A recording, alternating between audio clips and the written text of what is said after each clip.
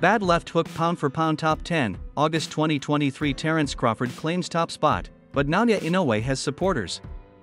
In last month's update, we said that all eyes were on Spence-Crawford and Inoue-Fulton as far as pound for pound goes, and boy, did we get some showings. Terence Crawford and Naoya Inoue both did everything they could do to prove they deserved the top spot, and we do have a new number one man this month, with Oleksandr Usyk falling by the wayside. So who has the top spot, and is it a clean sweep? Terence Crawford. And no. Scott Christ, 1. Terence Crawford, 2. Naoya Inoue, 3. Oleksandr Usyk, 4. Dimitri Bivol, 5. Gervonta Davis, 6. Artur Beterbiev, 7. Shakur Stevenson, 8. Devin Haney, 9. Kenshiro Taraji, 10. Vasily Lomachenko. To me, it's gotta be Bud Crawford. But Naoya Inoue made his own case. Poor Usyk. Sorry, Bubba. You didn't do anything wrong. These other lads just did something so right. I'm going with Crawford because he embarrassed Spence to a degree that made Fulton Inoue look almost competitive. Pretty simple. But we're witnessing two incredibly special fighters. Pretty static past the big ones. Errol Spence falls out for me because P4P is really competitive. But Spence was still in my mind for the back end. I went with Lomachenko for now, because I still think he beat Devin Haney, but that number 10 spot in particular can be taken.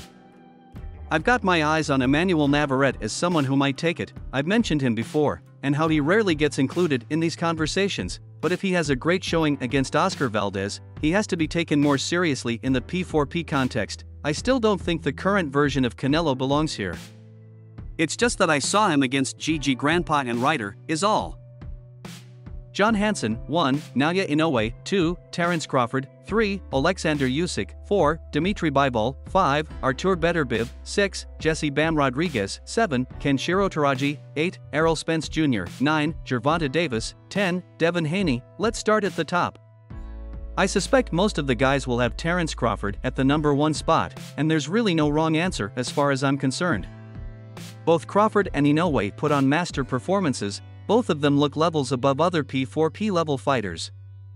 I watched Fulton Inoue and Spence-Crawford in reverse order from their actual broadcasts, which might have influenced my pick. Basically, I asked myself who I'd pick if Crawford and Inoue were equal size and fought each other. And decided I'd favor Inoue. That's why he's my number 1 this month. I really don't think there's a wrong answer, and I think we're all fortunate to see both of these men performing at this level at the same time. I took Fulton out, but kept Spence in.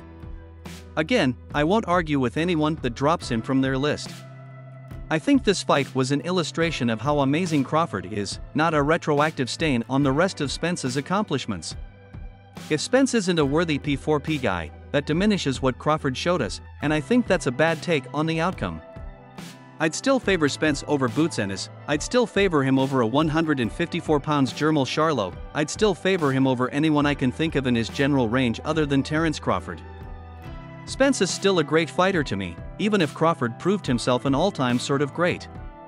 It's up to everyone how much they want to punish a guy so much for daring to take a challenge.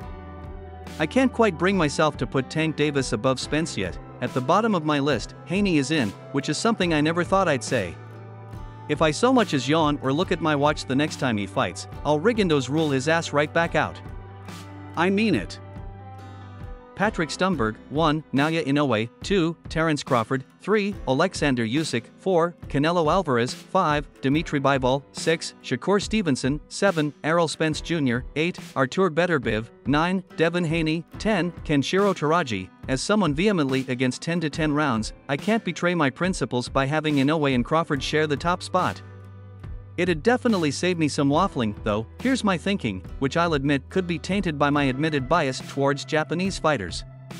Both Inoue and Crawford humiliated unified champions, but Errol Spence Jr. boasted a far stronger body of work than Stephen Fulton. In a vacuum, Crawford's was the better performance.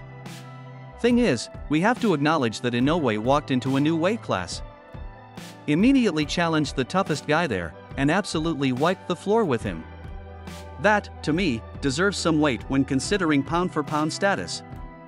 Plus, Crawford straight up brutalizing Spence may have been more visually spectacular, but it's worth considering that Inoue outclassed Fulton's best weapon and beat him in a mid-range battle when most expected him to struggle there but take over against the ropes. On a more subjective note, I personally still have an easier time imagining Crawford losing than Inoue losing, though both have the potential to be three-weight undisputed.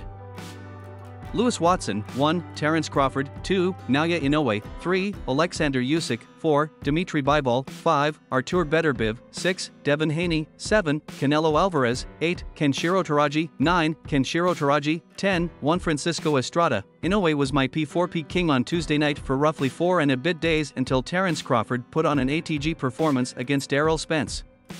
It's rare that you see such a perfect, complete performance in a fight that was pitched as a 50-50 super fight, making Spence look like just another welterweight contender.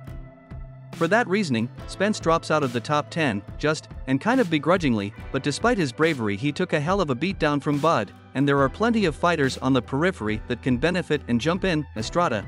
Inoue can feel hard done by if he is reading this over a morning matcha. He's my favorite fighter and absolutely terrifying, but Crawford's complete skill set and dominance over Spence is impossible to ignore.